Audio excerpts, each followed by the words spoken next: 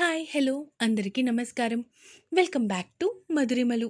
ఇంకా ఎవరైనా మన ఛానల్ని సబ్స్క్రైబ్ చేసుకొని ఉండకపోతే ప్లీజ్ ఇప్పుడే సబ్స్క్రైబ్ చేసుకోండి. ఇక లేట్ చేయకుండా మన స్టోరీలోకి వెళ్ళిపోదామా? రావణ్ ఎపిసోడ్ 3. మరి ఇంకేమైందిరా? రాత్రి రామ్ బాగా కొట్టాడా నిన్ను? అయినా ముందు నువ్వు నాతో పాటు రా, నీకు వెన్నపూస రాస్తాను, కాస్త మంట తగ్గుతుంది అంటూ తనని తీసుకొని తన రూంలోకి వెళ్ళిపోయారు మాలిని గారు. బామ్మగారు శ్రీజ వైపు చూస్తూ, మీ అమ్మకి నీకంట అదంటేనే ఎక్కువ ఇష్టమే, చూస్తున్నావు కదా, నిన్ను కనీసం పట్టించుకోకుండా ఆ పిల్లని ఎలా దగ్గరికి తీసుకుందో అన్నారు బామ్మగారు. అదే చూస్తున్నామమ్మా. అయినా చిన్నప్పటి నుంచి చూస్తున్నదే కదా. ఈరోజు ఏం కొత్త కాదు కదా. మా అమ్మకి నాకంటే అక్కంటేనే ఎక్కువ ఇష్టం. అది ఎందుకో నాకు కూడా తెలీదు అంది శ్రీజ.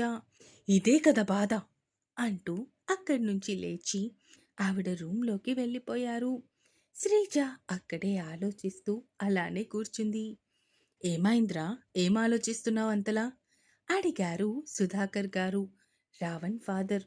మావయ్య, మీరింకా ఆఫీస్కి వెళ్ళలేదా అడిగింది శ్రీజ.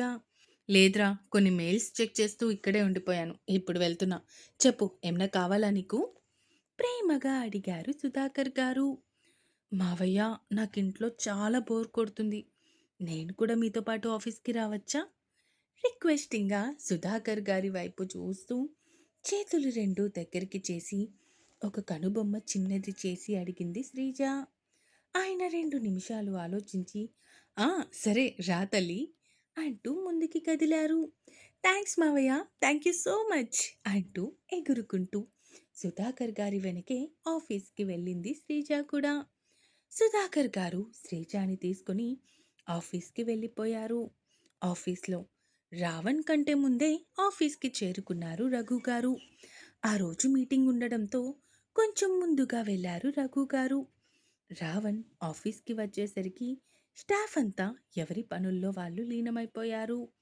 రావణ్ రావడం చూసి అందరూ భయంతో వణుకుతూ లేచి నిలబడి విష్ చేశారు వినయంగా. డూ యువర్ వర్క్స్ అంటూ స్టైల్గా నడుచుకుంటూ అతని క్యాబిన్కి వెళ్ళాడు. ఆ నడకలో పొగరు, రాక్షసత్వం స్పష్టంగా కనిపిస్తున్నాయి. రావణ్ తన క్యాబిన్లోకి వెళ్ళి ఒక బటన్ ప్రెస్ చేశాడు. వెంటనే అక్కడ ప్రత్యక్షమైంది ఒక 24 ఏళ్ల అమ్మాయి. గుడ్ మార్నింగ్ సార్ వినయంగా విష్ చేసింది. ఈరోజు నా షెడ్యూల్స్ ఏంటి ప్రశ్నించాడు రావణ్.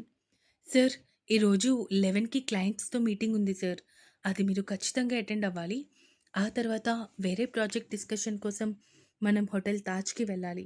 అండ్ ఇప్పుడు ఈ ఫైల్ మీద మీ సంతకాలు కూడా కావాలి సార్ అంటూ చెప్పింది ఆ అమ్మాయి భయంగా. ఓకే, సైన్ చేసి పిలుస్తాను, యూ కెన్ గో నౌ అంటూ తనని పంపించేశాడు రావణ్. ఆ ఫైల్ మొత్తం చెక్ చేసి దాని మీద సంతకం పెట్టడం కోసం పెన్ స్టాండ్లో నుంచి ఒక పెన్ చేతిలోకి తీసుకున్నాడు. ఆర్థరైజ్డ్ సిగ్నేచర్ అని ఉన్న దగ్గర పెన్ తీసుకొని వెళ్ళి రామ్ అగ్నిహోత్రి అని సైన్ చేశాడు రావణ్. మొత్తం సంతకాలు అన్నీ పెట్టేశాక ఆ పెన్ నీడిల్ విరిగిపోయేలా దాన్ని ప్రెస్ చేసి కోపంగా పక్కకి విసిరి కొట్టాడు రావణ్. చాలాసేపటి వరకు ఆ కోపం తగ్గించుకోలేకపోయాడు రావణ్. ఒక్కసారిగా గతం మొత్తం కళ్ళ ముందు మెదులుతూ ఉంటే కోపం అంతకంతకు పెరిగిపోతూ ఉంది. ఒక పావు గంటకి అక్కడికి వచ్చింది తన పిఏ. రావణ్ కోపంగా ఉండటం చూసి భయంతో రావణ్కి 10 అడుగుల దూరంలోనే నిలబడిపోయింది. ఎందుకొచ్చావు కోపంగా అడిగాడు రావణ్.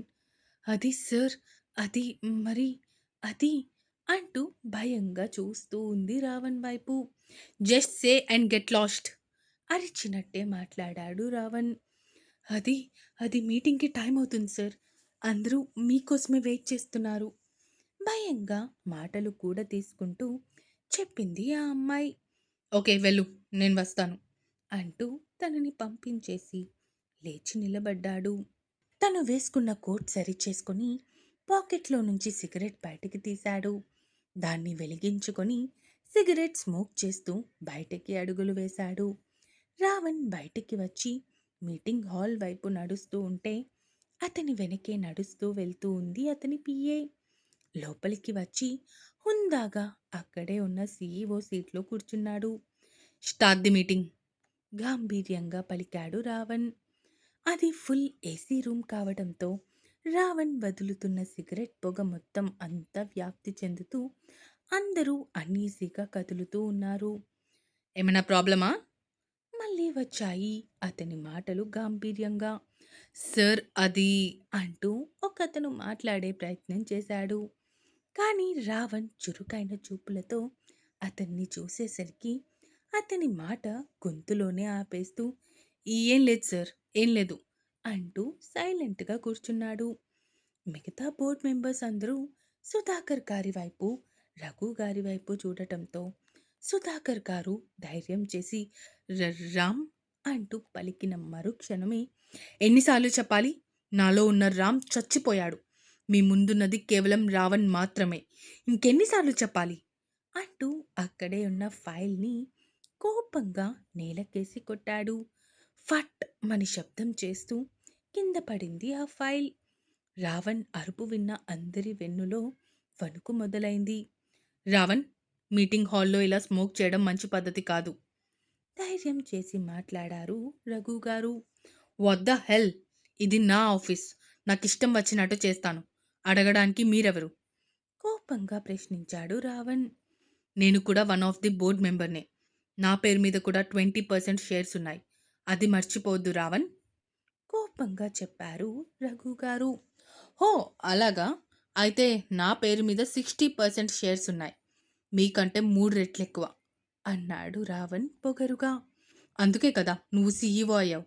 అయినా ఒక బాధ్యత గల పదవిలో ఉన్నప్పుడు మీటింగ్కి వచ్చినప్పుడు ఎలా బిహేవ్ చేయాలో కూడా నీకు తెలీదా?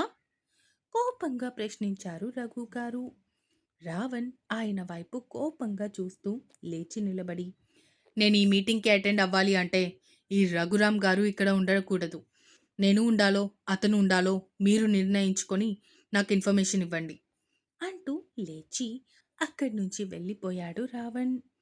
కోపంగా ఆయన సీట్లో కూర్చున్నారు రఘు గారు. అసలు అసలు వాడేమనుకుంటున్నాడు? ఇదేనా వాడు బిహేవ్ చేసే పద్ధతి? సుధాకర్ గారి వైపు చూస్తూ అడిగారు రఘు గారు. అది కాదు రఘు, ఇప్పుడిక్కడ గొడవ అనవసరం. నువ్వు వెళ్తే కానీ వాడు రాను అంటున్నాడు. అందుకే అంటూ చెప్పలేక ఆపేశారు సుధాకర్ గారు. చెప్పు సుధాకర్, ఏంటి? ఇప్పుడు నేను ఇక్కడి నుంచి వెళ్ళిపోవాలి అంతే కదా? మీకు నచ్చినట్టు చేసుకోండి అంటూ కోపంగా లేచి అక్కడి నుంచి వెళ్ళిపోయారు రఘు గారు. ముందు గొయ్యి వెనుక నుయ్యిలాగా తయారైంది సుధాకర్ గారి పరిస్థితి. రావణ్ తిరిగి తన క్యాబిన్లోకి వచ్చేసరికి అక్కడ కనిపించింది శ్రీజా పాప. నువ్వేంటిక్కడ? కోపంగా ప్రశ్నించాడు రావణ్. బావా అది మరేమో నేను నీకోసమే వచ్చాను. నాకింట్లో బాగా బోర్ కొడుతుంది. అందుకే ఇక్కడ నీతో టైం స్పెండ్ చేద్దామని వచ్చాను నవ్వుతూ చెబుతూ పైకి లేచింది Sreeja. Who the hell are you? ఎవరు నువ్వు? కోపంగా ప్రశ్నించాడు రావణ్. బావా, నేను నీ మరదలు శ్రీజ, ఏడుపు ఆపుకుంటూ చెప్పింది శ్రీజ. తన కళ్ళల్లో నీళ్లు చూసిన మరుక్షణం రావణ్ పిడికిలి కోపంతో బిగుసుకుంది. పచ్చని నరాలు పైకి తేలాయి. దవడకండలు బిగుసుకొని అతని రౌద్రమైన రూపాన్ని మరింత రౌద్రంగా చూపిస్తున్నాయి. కళ్ళల్లో చింత నిప్పులు ఉన్నట్టు బగబగా మండిపోతున్నాయి. కోపంగా వెళ్ళి శ్రీజ పీక పట్టుకొని గోడకి ఆంచి పైకి లేపాడు. ఊపిరి ఆడక కిలకిలా కొట్టుకుంటుంది శ్రీజ. బావా ప్లీజ్, బావా బావా. ఓపిక లేకపోయినా కూడా ఓపిక మొత్తాన్ని కూడా తీసుకుంటూ రావణ్ చేతి మీద కొడుతూ ఉంది శ్రీజ. తన కోపాన్ని కంట్రోల్లోకి తెచ్చుకుంటూ శ్రీజాని ఏడ్చి అవతల పడేశాడు రావణ్. దగ్గుతూ వాటర్ కోసం చుట్టూ చూసింది శ్రీజ. ఇంకొక్క క్షణం ఇక్కడ కనపడినా నిన్ను ఏం చేస్తానో నాకే తెలీదు. మర్యాదగా ఇక్కడి నుంచి వెళ్ళిపో. గాంభీర్యంగా వచ్చాయి అతని మాటలు. మళ్ళీ ఏం చేసినా చేస్తాడు అన్న భయంతో అక్కడి నుంచి తన తండ్రి క్యాబిన్లోకి పరుగు తీసింది. శ్రీజ వెళ్ళి చూసేసరికి అక్కడ రఘు గారు కోపంగా కనిపించడంతో తండ్రి పక్కన కూర్చుంది. శ్రీజ, నువ్వెప్పుడు ఆఫీస్‌కి వచ్చావు? కోపంగా ప్రశ్నించారు రఘు గారు. అది డాడీ, నాకు ఇంట్లో బోర్ కొడుతుంది అని మావయ్యకి చెప్పాను. మావయ్య తీసుకొచ్చారు, చెప్పింది శ్రీజ. అవునా? పొరపాటున కూడా మీ బావ దగ్గరికి వెళ్ళకు. చాలా కోపంగా ఉన్నాడు అంటూ కూతురి కంఠం వైపు చూశాడు. ఎవరో నొక్కి పట్టుకున్నట్టు వేళ్ళ అచ్చులు స్పష్టంగా కనిపిస్తూ ఉంటే శ్రీజ వైపు చూస్తూ బావ దగ్గరికి వెళ్ళావా? కోపంగా ప్రశ్నించారు రఘు గారు. అది మరేమో డాడీ, మరి నేను అంటూ ఇంకేం చెప్పలేక అక్కడి నుంచి రఘు గారి పర్సనల్ రూమ్లోకి వెళ్ళిపోయింది. ఇక్కడ సుధాకర్ గారు రావణ్ పిఏతో కబురు పంపించడంతో రావణ్ వచ్చి మీటింగ్ హ్యాండిల్ చేశాడు. ఈవినింగ్ వరకు అందరూ ఆఫీస్లోనే గడిపి ఇక 7 అవుతూ ఉండగా ఇంటికి వెళ్ళారు అందరూ. అంటే ఎవరి కార్లో వాళ్ళు. రావణ్ సెపరేట్ కార్, రఘు గారు శ్రీజ ఒక కార్, సుధాకర్ గారు ఒక కార్లో ఇంటికి వెళ్ళారు. ఇంటికి వచ్చి ఫ్రెష్ అయ్యి కిందకి దిగాడు రావణ్. అప్పటికే సుమిత్ర గారు మాలిని గారు డిన్నర్ అందరికీ వడ్డిస్తూ కనిపించడంతో డైనింగ్ టేబుల్ దగ్గరికి వచ్చి కూర్చున్నాడు రావణ్ కూడా. అందరి మధ్య మౌనం. ఎవ్వరూ ఏమీ మాట్లాడటం లేదు. నవ్య కిచెన్లో అన్నీ సర్దుతూ ఉంది.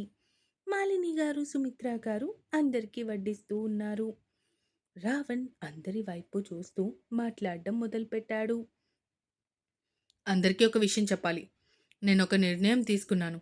దానికి మీరు ఒప్పుకున్నా, ఒప్పుకోకపోయినా పర్వాలేదు.